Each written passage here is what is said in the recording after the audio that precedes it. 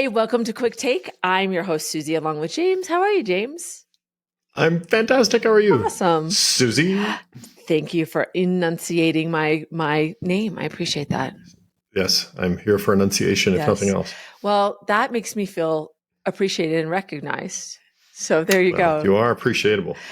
Well, I have a lot of clients that are going through a lot of transitions, and I have this guy. He's a big guy. He has a family and actually 3 kids that are in elementary school. His wife stays home with them. So he has kind of, A lot of a lot of anxiety, things a lot of going on. burden. Yeah, a lot of burden.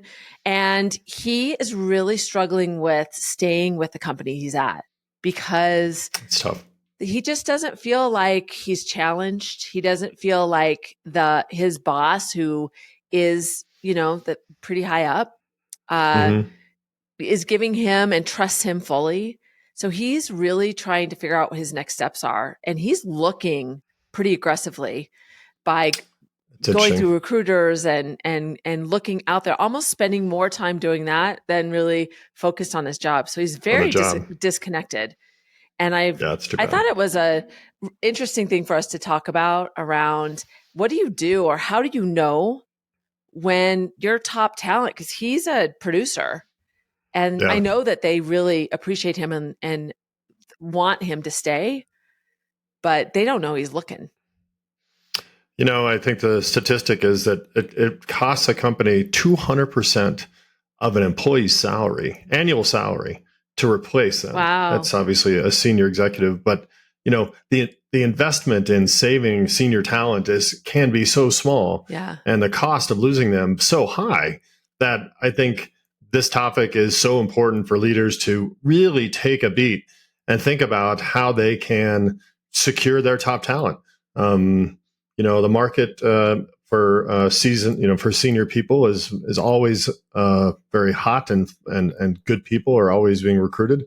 So I think it's important that leaders remember that they've got to invest in their team. Yeah. And it also makes me, that's really interesting stat around 200%. But also you don't even know that you've kind of lost their productivity as as their motivation has waned. Oh yeah. It's hard to see those things. And it's without good solid KPIs, which, it's difficult to have a good KPI for a seasoned person, or a senior person. You don't really realize what you've lost till it's gone. Yeah. So such a broad topic. How are you framing it for us today? Well, I think about the things that, if you're in the C-suite and you have a handful of folks underneath you, or you're the CEO of the company and your C-suite is underneath you, what are the muscles that you need to be building so you can have an ongoing success rate? I think I read that McKinsey did a study that companies that have higher executive tenure tend to were measured to have 12% better revenue than those that had higher turnover. So just tenure alone can drive a 10 to 12% increase in revenue. That's insane. Yeah. Now that doesn't mean keeping bad people is good, but a good executive team who is firing on all cylinders has a leader that has got these muscles, I think, in place to ensure that they're content and being effective. That's such an interesting stat because we don't see that often anymore. People don't stay in jobs, but if you can keep somebody challenged and motivated and really appreciated, that goes a long way. Right. It's super important. And what I found too is the work gets crazy, the stress gets higher, and the relationships become more comfortable and more familiar. You tend not to do these things. I think the first thing all of our listeners should consider is the one-on-one meeting, and how often you cancel that, or how often you just say to yourself, well, I see them in the hall, or, we talk every day. Yeah. That's not a one-on-one. No. So my first piece of advice is, you've got to identify the managers at risk through crucial conversations. Yeah. I think that Carrie Patterson's book, Crucial Conversations, is so critical. Talks about the need for those very specific and targeted discussions around how your key people are performing, and doing that with thought and doing that with consistency goes an incredibly long way. And so you've got to hold those conversations, and you've got to make those times for those conversations sacrosanct. You cannot forget the criticality of them. Yeah. And you've said before that when you have a good performer and you're like, oh, we don't need to meet, you just cancel it. You don't really say anything. Mm-hmm. You don't even realize how often you might do that with somebody. And engagement is really important. And they say that positive and negative connection is better than no connection. So when you do that, you don't even realize the impact that you have. So keeping those meaningful conversations are essential. Yeah, I know for me, I just need some connectivity. I don't, whether it's positive or negative, I just need to feel like we are aligned, that I'm feeling the pulse. And that doesn't mean daily for me. It could be monthly, but if I can get a half hour once a week, just to know that we're all aligned, I will run as fast as I can possibly run. And that changes drastically when I am no longer feeling like I'm plugged into the broader perspective. So personally, that's critical for me. And I think people I've worked with share that same feeling. I will tell you though, I work with a lot of people who say their boss doesn't even have one-on-ones with them. And they haven't. I'm always shocked at that. And I talked to somebody the other day who said, I haven't even talked to my boss for weeks. Right. So we also need to say in our microphone, if you're not having one-on-ones, start them now. Yes, do it. It seems trivial, but it's important. And I think, the second one I'll jump into is really about empathy, which is almost the other side of this coin, which is remembering to have upward empathy, meaning understand that while if you may not be having a one-on-one with your boss, that they have a lot of stuff going on. And so it goes two ways, that you really need to ensure that everyone gets the feedback that they need up and down, and sure that there is that emotional intelligence of the organization to be able to have those dialogues. And so I think at the end of the day, the responsibility is about creating the ecosystem and where that emotional intelligence works.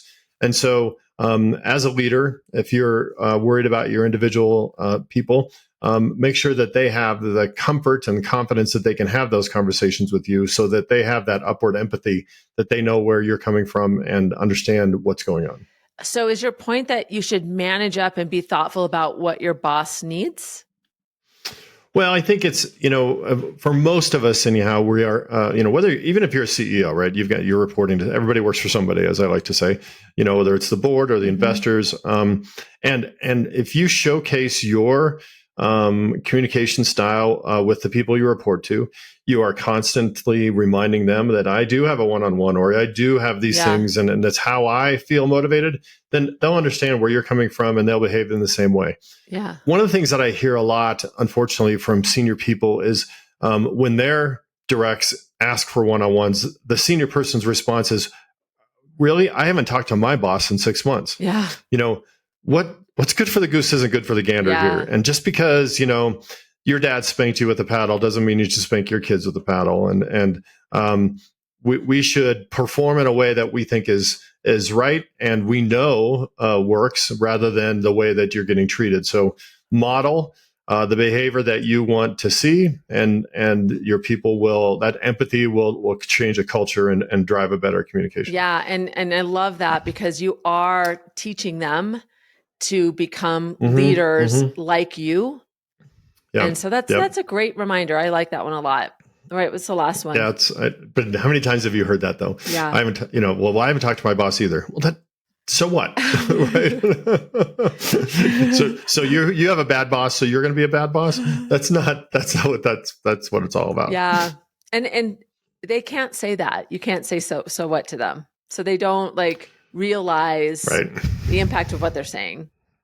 Yeah, no, I understand. It's also it's a culture thing, but that's a bigger discussion. Yeah. But my third item is really key to both of those, which is those interactions should be meaningful. Yeah. Right. And it goes back to how, you can talk your way out of a one-on-one by saying, I see them in the hallway all the time.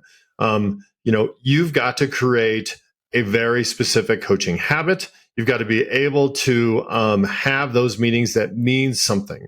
And so if I like to think that, you should have an agenda for your one-on-one so they are specific. So you don't get caught up in what's going on in the drama or whatever activity happened over the weekend or the things you have in common. You've got to have a specific, meaningful discussion. And I think that, several books on coaching talk about creating that coaching habit, creating that muscle memory.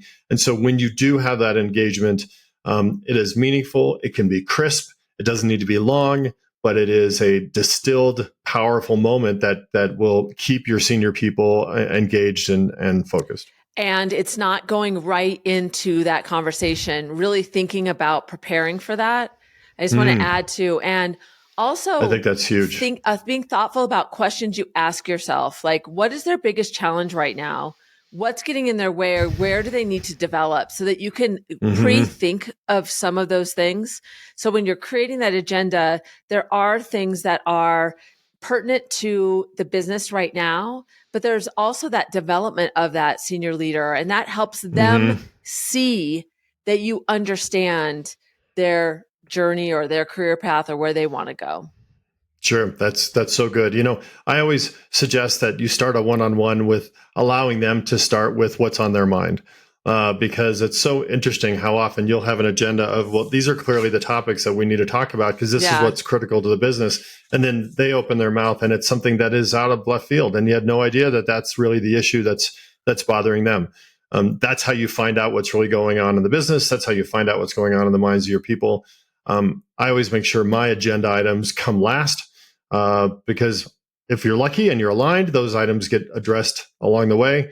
But it's so important that your coaching skills come to bear on a regular basis and create that dialogue. Yeah. All right. That's good. So what are the three?